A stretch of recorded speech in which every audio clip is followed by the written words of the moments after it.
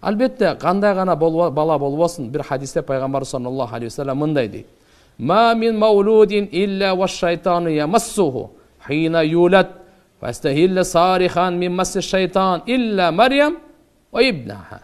Аллаху акбар. Кандай гана бала төрөлбөсүн, төрөлгөндө шайтан аны сөз кармайт экен баланы. Ошонун үчүн ал кыйкырат ыйлайт да. Бирок Марьям жана анын баласы Иса андай болгон эмес дейт. Bir rivayetlerde gelет, шайтан мычкыйт, шайтан саят, шайтан кармайт деп келет.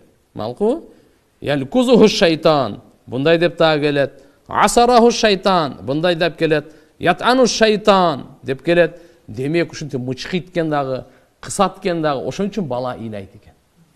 Бала ыйлайт. Бала төрөлгөндө бардык бала кыйкырып келет, ыйлап келет да. Ошо шайтандын сайганынан экен.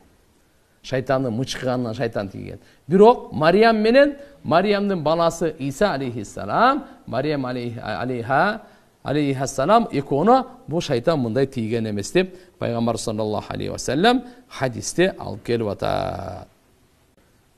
Анас радиаллаху анхудан риваят, ал бир туганын пайгамбар саллаллаху алейхи ва саллям алып келгенде, пайгамбарыбыз бир туганына тахник кылды, тахник деп койгону, ал бала төрөлгөндө курма чайнатат. Курма. Ознасы кот ошон тахник деп. Анан кийин васаммаху Абдулла. Аны ат койду, Абдулла деп ат койду. Хадисте дагы келет, пайгамбарыбыз айткан: "Куллу гуламин рахинатун би акиқатихи tudbahu anhu yawma sabi'ihi wa yusamma wa yuhlaqu ra'suhu." Ар бир бала наристе төрөлгөндө аны акыйка берилет. Ошол акыйка анын залогу болот. Рахина деген Алла Тааланын алдына ким акыйка баласына бере турган болсо, Аллага аманат, Аллага залог тапшыргандай болуп калат. Алла Таала аманат залогго кыянат кылбайт да.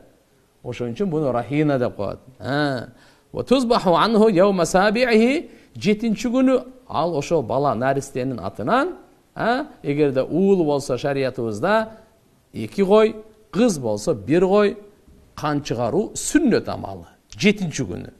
Жана воюсамма ат кою дагы. Жана анын чачы алынат дейт. Бул мынакей риваятта келип атат.